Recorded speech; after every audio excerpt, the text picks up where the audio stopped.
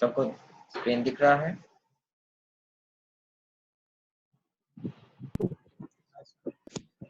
Yes sir. देखो यहाँ पे कुछ मैथमेटिकल प्रॉब्लम्स को मैं बताया हूँ। जैसे सबसे पहला एग्जांपल जो है, इसमें देखो दो गेट वेक्टर आपको दिया गया है। गेट वेक्टर मतलब यहाँ पे get in the form of matrix. हम आगे बढ़ेंगे कि हमारा जो गेट वेक्टर्स है उसको हम एक कॉलम मैट्रिक्स के सहारे लिख सकते हैं, और जो हमारा ब्रा वेक्टर है उनको हम रो मैट्रिक्स के सहारे लिखते हैं। तो देखो सबसे पहले आपको दो तो क्या दिया गया है, गेट वेक्टर दिया गया है। एक में कॉम्पोनेंट क्या है, -3i 2 + i 4, दूसरे में 2 - i 2 - 3i। बहुत इजी है मैथमेटिक्स। यहाँ पे आपको पूछा क्या गया है, सबसे पहले आप ब्रा फाई निकालो, या आपके पास गेट फाई है उसका ब्रा फाई निकालना है। दूसरा स्केलर प्रोडक्ट निकालो, bra phi into ket psi. और तीसरा examine why the products ket psi into ket phi and bra phi into bra psi do not make any sense. ठीक, तो ये बहुत सिंपल एग्जांपल है। सबसे पहले हम क्या किए हैं, जो पहला पार्ट है आपका ब्रा फाई निकालना है। तो ब्रा फाई अगर आपको निकालना है तो ब्रा फाई और गेट फाई के बीच में क्या संबंध है कि bra phi is the complex conjugate part of ket phi. तो गेट फाई का कॉम्प्लेक्स कॉन्जुगेट निकालो। गेट फाई आपके पास क्या था, ये कॉलम मैट्रिक्स था। इस कॉलम मैट्रिक्स का कॉम्प्लेक्स कॉन्जुगेट निकालोगे तो वो क्या बन जाएगा, एक रो मैट्रिक्स बन जाएगा, और आई चेंज होकर -i हो जाएगा, आई की जगह में -i आएगा। तो देखो क्या बन गया है, 2 -i की जगह में +i, और 2 - 3i की जगह पे 2 + 3i। तो ये बहुत सिंपल सा एक एग्जांपल था। सेकेंड केस में आपको क्या किया गया है, ब्रा फाई के साथ गेट साई को मल्टीप्लीकेशन। तो ब्रा फाई आप निकाले हैं अभी, और गेट साई आपको पहले दिया गया है। इन दोनों का मल्टीप्लीकेशन करो, सिंपली मैट्रिक्स मल्टीप्लीकेशन करो तो रिजल्ट मिल जाएगा। ओके, नेक्स्ट आपका पार्ट था जहाँ पे दो ब्रा वेक्टर और दो मतलब आपका जो गेट वेक्टर है और गेट मैट्रिक्स है, इन सबका मल्टीप्लिकेशन क्यों पॉसिबल नहीं हो। तो क्या बोला गया है, फर्स्ट द प्रोडक्ट क्या है ये कि गेट साई और ket phi can not be performed because from linear algebra the product of two column matrices can not be performed. दो कॉलम मैट्रिक्स का कभी मैथमेटिक्स हम सॉल्व किए हैं क्या? क्यों? दो कॉलम मैट्रिक्स का मल्टीप्लिकेशन आज तक कभी किए हैं? एक रो वेक्टर के मतलब एक आपके पास रो मैट्रिक्स होगा, एक कॉलम मैट्रिक्स होगा, तो आप इजीली मल्टीप्लिकेशन करते हैं। लेकिन कभी दो कॉलम मैट्रिक्स का मल्टीप्लिकेशन नहीं किए, है ना। Similarly two row matrices cannot be multiplied, the product this is meaning। तो ये सिंपली वही बात हो जाएगा वापस कि एक ये दोनों फॉरबिडन मतलब फॉरबिडन क्या बोलते हैं उसको, तो that is a meaningless quantity. Next जो आपके पास ये जो एग्जांपल नंबर 2 है, ये बहुत इंपॉर्टेंट एक एग्जांपल है। इसमें आपको ब्रैकेट नोटेशन का अच्छे से इस्तेमाल किया गया है। यहाँ पे देखो एक गेट साई और एक गेट जाई, ये दोनों को गेट काई, ये काई सिंबल है, ये काई और एक साई, ये दोनों वैल्यू आपको दिया गया है। जहाँ पे phi 1 और phi 2 और ऑर्थोनॉर्मल, ठीक है। ये ऑर्थोनॉर्मल कंडीशन पहले से रहेगा, अगर नहीं बता दिया जाता है तो भी आप कोई भी प्रॉब्लम दिया जाएगा तो उसमें मान के चलना कि ये ऑर्थोनॉर्मल है। अब आपको क्या निकालना है, आपको दिख रहा है कि एक गेट वेक्टर निकालना है जहाँ जो कि साई और काई का एडिशन है, और एक ब्रा वेक्टर निकालना है जहाँ पे साई और काई का एडिशन। सिमिलरली स्केलर प्रोडक्ट निकालना है, और इसके बाद स्क्वार्च इनइक्वालिटी को प्रूव करना है, और फिर ट्रायंगुलर इनइक्वालिटी को प्रूव करना है। तो ये भी एग्जांपल को देखोगे तो उतना कठिन नहीं है। साई और काई का यहाँ पे लिखा गया है, साई प्लस काई, इसका जो गेट एडिशन है this is equal to individual addition. ये हम कहाँ पे पढ़े थे ना, जब हम ब्रैकेट नोटेशन के इनिशियल प्रॉपर्टीज को पढ़ रहे थे, तो उस इनिशियल प्रॉपर्टीज में आपको दिख रहा होगा कि एक केट वेक्टर को हम उसके जो कंपोनेंट्स है उसके एडिशन के फॉर्म में लिख सकते हैं अगर वो एक ही बेसिस में है तब। तो आपके पास अभी जो दिया गया है साई और काई एक ही बेसिस में है, तो इन दोनों का एडिशन को आप इस फॉर्म में लिख सकते हैं। फिर आप वैल्यू को पुट करो दोनों का, और इंडिविजुअल केट के साथ केट एडिशन होगा, और इंडिविजुअल केट मतलब यहाँ पे फाई वन वाला जितने भी टर्म्स है वो सब एक साथ ऐड होंगे और फाई टू वाले टर्म्स एक साथ ऐड होंगे। तो ये आपको मिल गया।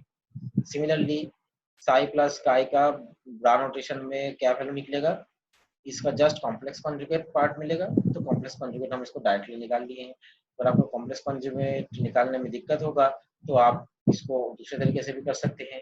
ये जो साई केट साई है इसका मतलब ब्रा नोटेशन निकालो, और ये जो काय है इसका भी ब्रा नोटेशन में निकालो, मतलब दोनों का कॉम्प्लेक्स कॉन्जुगेट इंडिविजुअली निकालो और फिर दोनों को ऐड कर दो, रिजल्ट यही आएगा। नेक्स्ट आपको जो बोला गया है यहाँ पे स्केलर प्रोडक्ट निकालने के लिए, तो देखो यहाँ पे ब्रा साई और ये ब्रा काई निकाले हैं, और यहाँ पे कुछ फॉर्मूलाज को लिखा गया है। देखो जो कि हम थोड़ी देर पहले पढ़ रहे थे कि एन और M this is equal to delta N M, है ना। एक नोटेशन हम लोग पढ़ रहे थे थोड़ी देर पहले, एन इंटू एम, मतलब एक ब्रैकेट नोटेशन में एन और एम का वैल्यू क्या हो जाएगा, डेल्टा एन एम के फॉर्म में होगा, और वैल्यू का वो वैल्यू कब वन होगा जब दोनों एन और एम का वैल्यू सेम होगा। तो यहाँ पे आपके पास ये दोनों वैल्यू सेम होना चाहिए।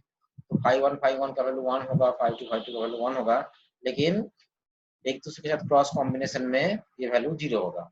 अब इसका यूज अभी यहाँ पे है इसीलिए लिखा गया है। देखो ये आपके लिए क्या है, एक ब्रास आई है, ब्रास आई का वैल्यू पुट किया गया है, multiplied by ket psi, sorry ket chi, ket का क्या वैल्यू पुट करो, केट का जो आपको पहले दिया गया था, है ना।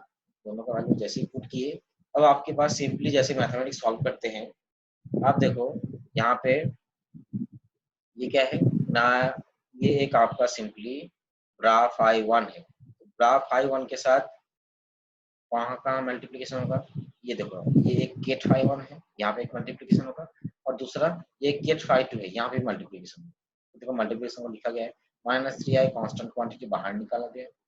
यहाँ पे ये क्या है गेट फाई वन, इसके बाहर में क्या है माइनस वन, इसको ही बाहर निकाल दो, तो आपके पास क्या बचा, bra phi one into ket phi one, plus फिर से कांस्टेंट टर्म्स को बाहर निकाल दो, आपके पास क्या बच रहा है ब्रा फाई वन के साथ ket phi two, okay, plus ये जो आपका गेट फाई टू है इसके लिए भी सेम कंसीडरेशन होगा, एक बार फाई वन के साथ मल्टीप्लीकेशन, एक बार फाई टू के साथ मल्टीप्लीकेशन। तो पहले फाई वन के साथ मल्टीप्लीकेशन लिखा गया है और फिर फाई टू के साथ। तो आप देखो यहाँ पे फाई वन फाई टू जहाँ पे मैं रेड लाइन से मार्क किया हूँ, ये वैल्यू क्या हो जाएगा जीरो, क्योंकि दोनों केसेस में जो इंडिसेस है ये दोनों इंडिसेस अलग अलग स्टेप को रिप्रेजेंट कर रहे हैं। ये वो फॉर्मूला यूज हो रहा है, phi one phi two equal to zero, similarly phi two phi one भी जीरो हो जाएगा। आपके पास दो टर्म कैंसिल हो रहे हैं। तो अभी इसको आप सॉल्व करो तो आपको क्या दिखेगा, ये three I minus fourteen. Similarly आप दूसरा प्रोडक्ट निकाल सकते हैं, मतलब यहाँ पे साई और काई को इंटरचेंज कर दो, तो देखो क्या मिलेगा, उसका just complex conjugate minus three I minus fourteen.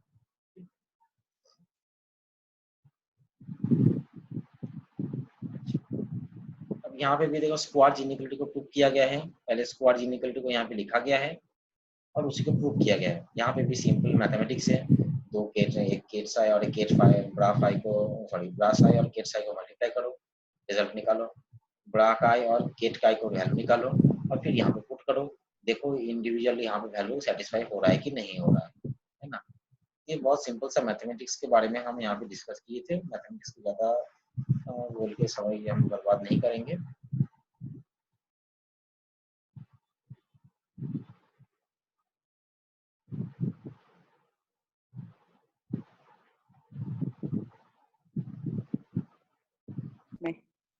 देखिए ब्रैकेट नोटेशन के सहारे आप लिख भी सकते हैं या फिर इंक्रीजिंग के फॉर्म में भी लिख सकते हैं। आपको जब पूछा जाएगा कि आप मतलब पेपर में अगर आपको पूछा गया कि ऑपरेटर को मैट्रिक्स फॉर्म में रिप्रेजेंट करो, तो आपको जो ऑपरेटर्स एज मैट्रिसेस करके देखो, एक तो टॉपिक में शायद डाला हूँ लास्ट शायद, ये दिख रहा है आपको, छोटा सा है matrix representation of kets bras and operators. हाँ वो ठीक, तो केट और ब्रा छोटा सा है और ये है केट हाँ, और उसके बाद वो केट और ऑपरेटर ब्रा वाला में बस ज्यादा कुछ नहीं है। पूछाएगा बोल। ओके, केट और ब्रा में ज्यादा कुछ नहीं है, लेकिन तो वही मैं बोल रही हूँ, ऑपरेटर का बस पूछेगा तो केट और ब्रास का भी लिखेंगे क्या? केट और ब्रा को भी देखो, ये आपके ऊपर है कि आप लिखना चाहते हैं कि नहीं। ऊपर से मैं हर बार बोलता हूँ कि जैसे आपको पेपर में पूछा जाएगा, आप उसी के अकॉर्डिंग उसके आंसर लिखोगे, है ना। जब तक आपके पास केट और ब्रा का कॉन्सेप्ट मतलब उतना अच्छे से क्लियर नहीं होगा, तब आपके पास ये जो देखो अभी जो स्क्रीन में आपको दिख रहा होगा सर, पेज नंबर 7 में, ये सब मैथमेटिक्स को मैं कैसे सॉल्व करूंगा आगे, तो आपको दिक्कत हो जाएगा। हर एक जगह में आपको एक नया नया टर्म मिलेगा, कहीं पे आपको मिलेगा जैसे प्रोजेक्शन ऑपरेटर, है ना, कहीं पे आपको बुक में पढ़ोगे देखना अचानक से आ जाएगा प्रोजेक्शन, तो उस प्रोजेक्शन का मतलब क्या है ना। तो वो हर एक चीज आपको अगर क्लियर नहीं हुआ, तो आप बस उसको याद करके रट के चल दोगे, लेकिन कुछ होने वाला है नहीं। अब जैसे सिंपली देखो, यहाँ पे मैं इसको बताऊंगा पूरा डिटेल में। अब आपके पास स्क्रीन में ये दिख रहा है ना, अभी मैट्रिक्स रिप्रेजेंटेशन ऑफ ऑपरेटर्स दिख रहा है, सबको दिख रहा है स्क्रीन में अभी? हाँ सर दिख रहा है। ठीक, देखो यहाँ पे ये लिखा क्या हूँ मैं कि एक ए कैप, मतलब एक सिंपली ऑपरेटर है। आपके बुक में इसको डायरेक्टली लिख दिया गया होगा, लेकिन यहाँ पे देखो ए कैप के बाद में जो लाइन लिखा हूँ I cap A cap I cap, ये वाला लाइन बुक में मिसिंग होगा। तो अगर आप यूनिटरी वेक्टर्स को अगर इस फॉर्म में नहीं पढ़ेंगे, तो आपके लिए अचानक से ऐसा लगेगा कि ये कहाँ से उठ के आ गया, और आप एक प्रॉब्लम को सॉल्व नहीं कर पाओगे, है ना। इसीलिए थोड़ा सा समय दो पढ़ने के लिए, तो आप लोगों के लिए बेहतर होगा, है ना। अच्छा, ये हर्मिशन एडजॉइंट मुझे बताना होगा कि नहीं?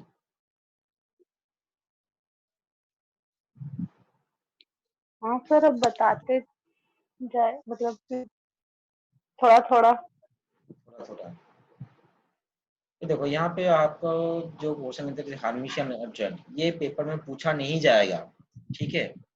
पेपर के लिए हर्मिशन एडजॉइंट पूछा नहीं जाएगा, लेकिन ये आपको दिख रहा है यहाँ पे एक सिंबल क्रॉस टाइप का, अल्फा के ऊपर में जो क्रॉस टाइप सिंबल है ना, जिसको हम क्या बोलते हैं, इस सिंबल को क्या बोलते हैं? प्लस टाइप का जो सिंबल दिख द रहा है, Holi cross. The Holi cross, ठीक है। लेकिन मैथमेटिकल लैंग्वेज में इसको क्या बोलते हैं? अल्फा का पावर प्लस। नहीं नहीं नहीं, नहीं। सर मैं उसको अभी तक प्लस ही समझ रही थी, मैं सब जगह प्लस ही लगाई हूँ। नहीं, वो हाँ प्लस मैं नहीं भी है, प्लस वो प्लस। एक्चुअल में जैसे तुम बोला ना होली क्रॉस टाइप, सही है। मतलब ये नीचे वाला जो लाइन है ना, ये थोड़ा लंबा जाएगा, ओके। इसको बोलते हैं ड्रैगर, ड्रैगर बोलते हैं इसको। पर इसको कैसे पढ़ेंगे? अल्फा ड्रैगर, ठीक। आप देखना आपके पास जो भी मैथमेटिक्स का बुक होगा उसमें मैट्रिक्स में ये सिंबल को यूज किया गया है। This is alpha Drager. क्या बोला गया है देखो, ये अल्फा ड्रैग एक्चुअल में हर्मिशन एडजॉइंट को मतलब यहाँ पे लिखने का मेरा एक ही कारण है कि इसका एप्लीकेशन होगा हर जगह में। आप चाहे यूनिटरी रिप्रेजेंटेशन पढ़ो या जो भी रिप्रेजेंटेशन पढ़ो, हर जगह में आपको ऐसा सिंबल आपको मिल ही जाएगा। तो ये सिंबल कहाँ से आया, उसको जानने के लिए हमको ये हर्मिशन एडजॉइंट को मतलब 5-10 मिनट समय देना पड़ेगा। देखो, द हर्मिशन एडजॉइंट और conjugate alpha dagger of a complex number alpha, मतलब एक कॉम्प्लेक्स नंबर अल्फा का हर्मिशन एडजॉइंट और सिंपली कॉन्जुगेट, उसको क्या बोलते हैं ना, is the complex conjugate of this number.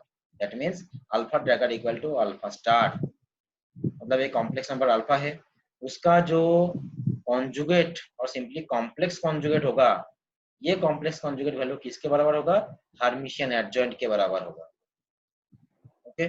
Hermitian adjoint is equal to the complex conjugate of the given complex number. The Hermitian adjoint or simply the adjoint, that is a cap dagger of an operator a cap is defined by the relation this। यहाँ पे क्या किया गया है ना, एक operator का मतलब ड्रैगर फॉर्म में कैसे रिप्रेजेंट करते हैं, देखो ये सबसे पहले ये जो ब्रैकेट नोटेशन में लिखा गया है, ब्रास आई, फिर ऑपरेटर ए कैप ड्रैगर और फिर get phi, this is equal to क्या हो जाएगा, ये देखो फाई और साई अपना पोजीशन को इंटरचेंज कर देंगे, और ए कैप जो ड्रैगर था, इस ए कैप ड्रैगर को आप क्या लिख सकते हो, ए कैप का स्टार। किसी को ये जो ब्रैकेट में अभी लिखा गया है इसको समझने में दिक्कत हो हुआ है? सर इंटरचेंज क्यों कर दिया है? हाँ, अब सही सवाल पूछे आप कि इंटरचेंज कैसे आ गया। देखो यहाँ पे किया क्या जा रहा है ना, आपके पास ऑपरेटर कौन सा दिया रहेगा, ये सिंपल फॉर्म में ए कैप ऑपरेटर रहेगा। ओके, अब आप तो यहाँ पे क्या इस्तेमाल कर रहे हैं, हर्मिशन एडजॉइंट, मतलब ए कैप का ड्रैगर। तो ए कैप का ड्रैगर के साथ आप उसका जो कॉम्प्लेक्स कॉन्जुगेट जो फॉर्म था ए कैप का, उस फॉर्म को लाना चाहते हैं। ठीक, हम यहाँ पे लेफ्ट हैंड साइड से राइट हैंड साइड में जब जा रहे हैं तो हम ड्रैगर फॉर्म से चेंज करके, मतलब हर्मिशन एडजॉइंट से चेंज होके सिंपली कॉम्प्लेक्स कॉन्जुगेट फॉर्म में आना चाहते हैं। ठीक है, तो देखो ए ड्रैगर को अगर आप लिखोगे तो क्या हो जाएगा, ए स्टार आ जाएगा, जैसे यहाँ पे alpha dagger equal to alpha star, वैसे A cap dagger equal to A cap star. लेकिन ये फाई और साई यहाँ पे कैसे चेंज हो रहा है, अतुल कुछ समझ में आया है? Sir complex conjugate each other होता है ना, हाँ ठीक से बताओ। ब्रा और केट एक दूसरे कॉम्प्लेक्स कॉन्जुगेट होते हैं ना। हाँ, ब्रा और केट एक दूसरे के कॉम्प्लेक्स कॉन्जुगेट होंगे। अगर आप ड्रैगर को स्टार में चेंज कर रहे हो तो सिर्फ एक को तो चेंज नहीं कर सकते, बाकी सबको भी चेंज करना पड़ेगा। तो जैसे ही कॉम्प्लेक्स कॉन्जुगेट में जाओगे तो ये जो ब्रा साई है ये किस में कन्वर्ट हो जाएगा, केट साई, लेकिन कॉम्प्लेक्स कॉन्जुगेट स्पेस में, इसलिए स्टार। सिमिलरली जो आपका केट फाई है ये किस में कॉन्जुगेट चेंज हो जाएगा, ब्रा फाई में, उसके साथ स्टार। अब आप इसको राइट हैंड साइड को अगर लेफ्ट हैंड साइड में ले जाना चाहते हैं तो क्या हो जाएगा, वापस वही फॉर्म कि ब्रा फाई का स्टार मतलब केट फाई, और केट साई का स्टार मतलब ब्रा साई, और ए कैप का स्टार मतलब ए ड्रैगर। ठीक, तो ये एक ट्रांसफॉर्मेशन का एक रिलेशन आप बोल सकते हैं कि इस फॉर्म में हमको बहुत सारी जगह में ऐसे ट्रांसफर करना पड़ेगा जब हम मैथमेटिक्स को सॉल्व करें। प्रॉपर्टीज क्या लिखा गया है कि जब हम हर्मिशन एडजॉइंट को अचीव करना होगा आपको, तो कौन कौन से चीज में ध्यान देना होगा। सबसे पहले क्या बोला गया है, replace the constants by their complex conjugates, that is alpha Drager को, तो अल्फा स्टार को आपको अल्फा ड्रैगर में चेंज करना पड़ेगा। देखो यहाँ पे जो चीज मतलब जो पहले जो लिखा गया है ये वाला alpha dagger to alpha star, यहाँ पे उसी चीज को बोला था, replace constants by their complex conjugates, मतलब ये अल्फा ड्रैगर को आप चेंज करो किसमें, उसका complex conjugate form.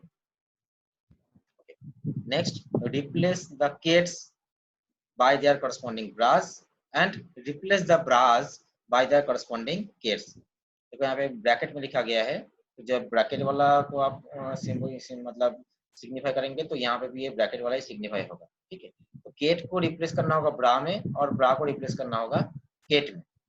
That means देखो यहाँ पे क्या किया गया है, केट साई का ड्रैगर, केट साई का ड्रैगर क्या हो जाएगा, ये आपका ब्रा साई आ जाएगा। सिमिलरली ब्रा साई का ड्रैगर क्या हो जाएगा, केट साई आ जाएगा। ओके, और फिर क्या बोला गया है, replace operators by their adjoints, operator को उसके एडजॉइंट से रिप्लेस करो, जो उसका ऑपरेटर है उस ऑपरेटर को आप एडजॉइंट से रिप्लेस करो। यहाँ पे जैसे आपको दिख रहा है ए कैप ड्रैगर और ए कैप के बीच में, और इसके बाद कुछ रूल्स यहाँ पे बोला गया है, ये आप लोग मैथमेटिक्स से पढ़ते आ रहे हैं। ए कैप का ड्रैगर मतलब किस चीज का दो बार अगर सेम ट्रांसफॉर्म करेंगे तो वो वापस उसी ओरिजिनल फॉर्म में आएगा। जैसे ए स्टार का स्टार निकालते हैं तो वापस वही मैट्रिक्स ए आता है, यहाँ पे भी ए ड्रैगर का ड्रैगर वापस तो ए कैप आएगा। सामने क्या है, ये जो स्मॉल ए है, ये स्मॉल ए एक कॉम्प्लेक्स कांस्टेंट है, ये complex constant multiplied by A cap, इसका एंटायर ड्रैगर क्या हो जाएगा, ए कैप का मतलब सबसे पहले क्या आपका कॉम्प्लेक्स कांस्टेंट का ड्रैगर निकालोगे, मतलब ये उसका कॉम्प्लेक्स कॉन्जुगेट निकालो, और फिर ए कैप का ड्रैगर मतलब ये आपका ए कैप ड्रैगर आ जाएगा। Okay, next a to the power a cap to the power n dagger, तो ये ए कैप का ड्रैगर के बाद अगर पावर को यहाँ पे इम्पोज करोगे तो भी वही वैल्यू मिलेगा। ये देखो 4 ऑपरेटर के एडिशन एंड देन ड्रैगर, तो ये इंडिविजुअल ड्रैगर के बराबर है। मल्टीप्लिकेशन का ड्रैगर जब निकालोगे तो यहाँ पे ऑर्डर उल्टा हो जाता है, ABCD है ये DCBA हो जाएगा। और यहाँ पे देखो फिर से एक मल्टीप्लिकेशन है ऑपरेटर का, कहाँ पे ऑपरेट होगा, एक केट शाई में ऑपरेट हो रहा है उसका ड्रैगर, तो क्या हो जाएगा ना, ये चेंज होके ब्रा शाई में आ जाएगा, और ये जो आपका ABCD जो ड्रैगर फॉर्म में था वो क्या हो जाएगा, DCBA इस फॉर्म में आ जाएगा। तो ये उसका कुछ बेसिक प्रॉपर्टीज है। अब देखो the Hermitian adjoint of operator ket psi into bra phi is given by this। अब यहाँ पे एक केट साई और एक ब्रा फाई का मल्टीप्लिकेशन लिखा गया है, इसका हर्मिशियन एडजॉइंट क्या हो जाएगा ना, जो आपका ब्रा फाई था वो केट फाई में चेंज हो जाएगा, और जो केट साई था वो ब्रा साई में चेंज हो जाएगा। सिमिलरली यहाँ पे जो बॉक्स करके जो लिखा गया है ये सब कुछ कुछ उसका प्रॉपर्टीज है, इस प्रॉपर्टीज को आप लोग देख लेना, है ना। जो बेसिक जो प्रॉपर्टीज, जो 3 प्रॉपर्टी था उन तीनों प्रॉपर्टी के बेस पे ही उन सब फॉर्म को लिखा गया है। इसके बाद हर्मिशियन और स्क्रीव हर्मिशियन ऑपरेटर्स, इसको भी मुझे शायद ही बोलना पड़ेगा, इसमें कोई दिक्कत नहीं होगा आप लोगों को। नेक्स्ट आता है आपका प्रोजेक्शन ऑपरेटर। देखो क्या बोला गया है, an operator P cap is said to be a projection operator if it is Hermitian and equal to its own square.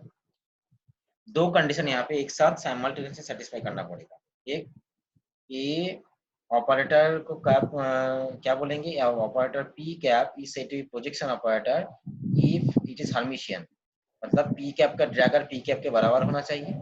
और दूसरा कंडीशन क्या है, equal to its own square, P cap must be equal to P cap square. ये दोनों condition जब satisfy होगा तो हम एक ऑपरेटर को क्या बोलेंगे, प्रोजेक्शन ऑपरेटर। ओके, जैसे एक एग्जांपल लिया गया I cap, the unit operator is the simple example of projection operator. I cap का ड्रैगर भी आई कैप ही होगा और आई कैप का स्क्वायर भी आई कैप ही होगा। तो एक यहाँ पे एक सिंपल एग्जांपल यूनिट मैट्रिक्स का लिया गया है।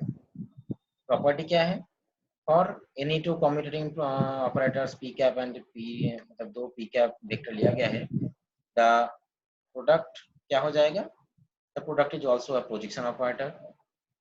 जैसे हम ब्रैकेट नोटेशन में जो चीज हम देखते हैं, ये 2 ब्रा वेक्टर का एडिशन भी एक ब्रा वेक्टर होगा, 2 केट वेक्टर का एडिशन भी एक केट वेक्टर होगा, उसी तरीके से यहाँ पे 2 प्रोजेक्शन ऑपरेटर का ड्रैगर फॉर्म, मतलब मल्टीप्लिकेशन का ड्रैगर क्या हो जाएगा, वापस वही उसी फॉर्म में वापस आएगा, है ना। Product is also a projection operator, और उसका स्क्वायर भी देखो वापस उसी फॉर्म में आ रहा है। यहाँ पे सिंपली एक मैथमेटिकल स्टेप को परफॉर्म किया गया है।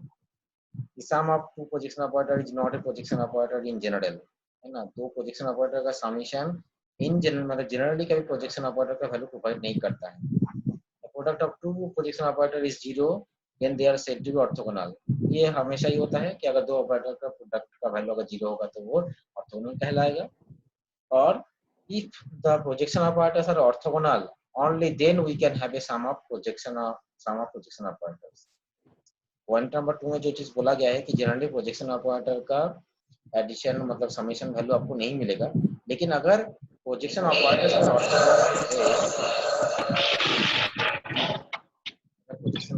ऑर्थोगोनल है तभी आपको प्रोजेक्शन ऑपरेटर्स का सम मिल सकता है। ओके, देखो यहाँ पे प्रोजेक्शन ऑपरेटर का आपको चैन नहीं है बाबू? सॉरी यास्मीन, किसको बोल रहे हैं?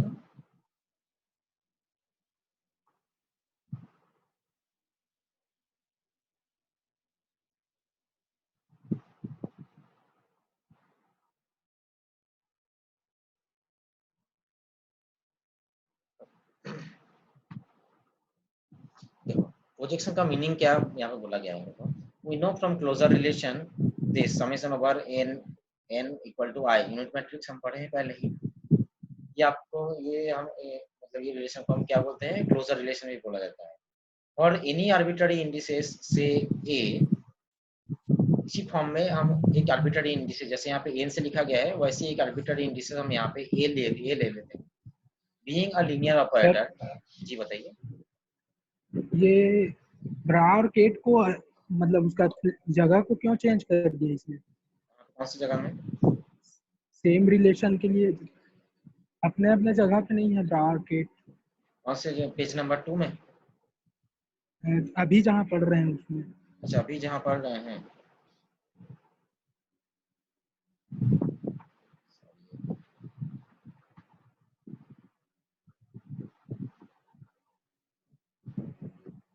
मतलब इसको जैसे सिंपल फॉर्म में लिखते हैं वैसा नहीं लिख सकते क्या?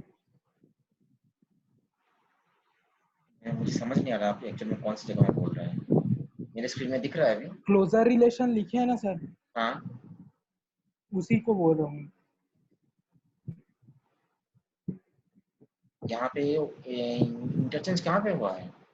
अच्छा, क्लोजर रिलेशन आप बोल रहे हो कि हाँ मैं पहले ब्रा वेक्टर को और बाद में केट वेक्टर को लिखूं। हाँ हाँ अच्छा अच्छा, ब्रा वेक्टर नहीं नहीं, तो ये एक्चुअल में क्या है ना, देखो ये एक तरीका है यूनिट मैट्रिक्स को रिप्रेजेंट करने का। अगर आप ब्रा वेक्टर और केट वेक्टर को ऐसे मतलब उस जो आप बोल रहे हैं कि पहले ब्रा वेक्टर और बाद में केट वेक्टर को लिखें, तो ये ऑलवेज एक वन वैल्यू प्रोवाइड करेगा। ये ऑलवेज वन वैल्यू को प्रोवाइड करेगा कि नहीं? Unit vector. अगर आप जो बोल रहे हैं सामने ब्रा वेक्टर आ गया और बाद में केट वेक्टर, तो मतलब हाँ ब्रा एन केट एन, तो this will be equal to 1, हाँ यही होगा। ठीक, लेकिन हाँ यहाँ पे देखो एक सामने एक समेशन सिंबल भी रखा गया है, हाँ दिख रहा है। ये समेशन सिंबल क्या करेगा ना, आपका जो एंटायर जो बेसिस है वो पूरा जो मतलब जहां तक इसका स्पैन है, इस पूरा स्पैन को ये कवर करेगा।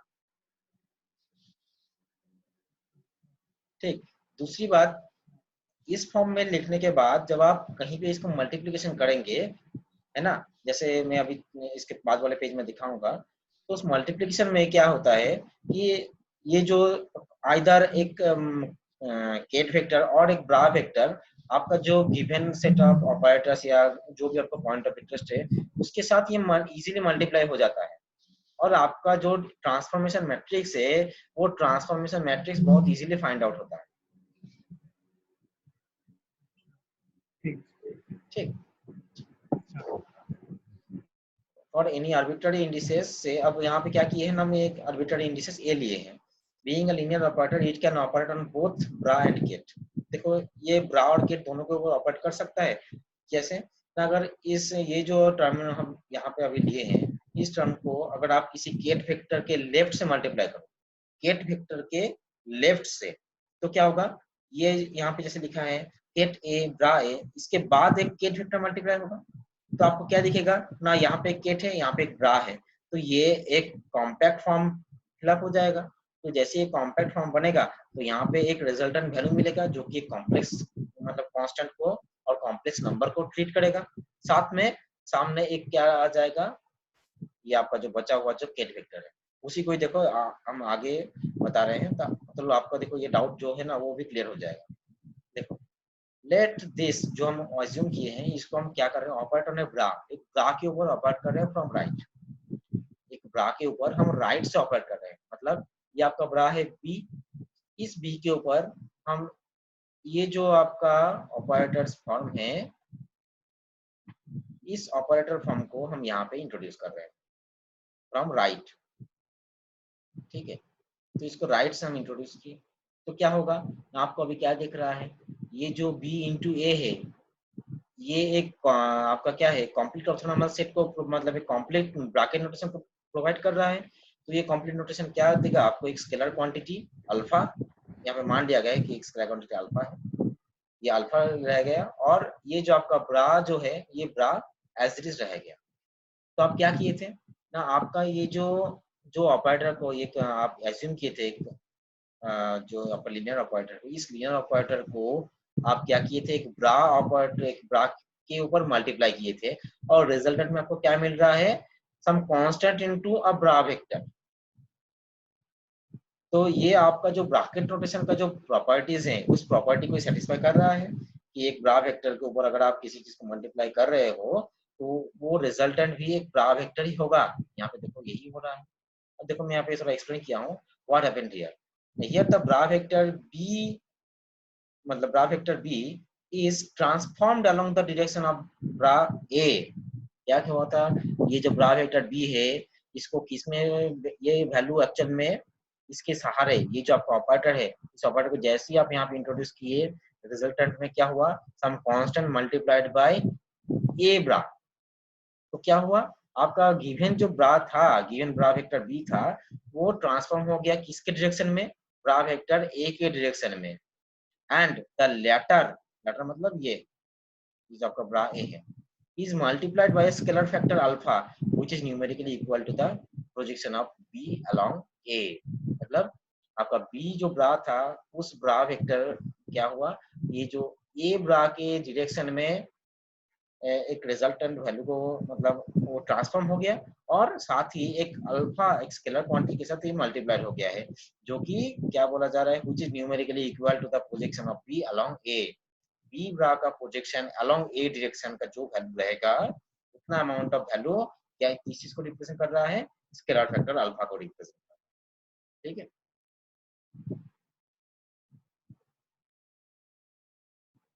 अच्छा ये ना अभी 1 मिनट के बाद ये शायद कट हो जाएगा, तो क्या हम आज आगे क्लास को एक्सटेंड करें?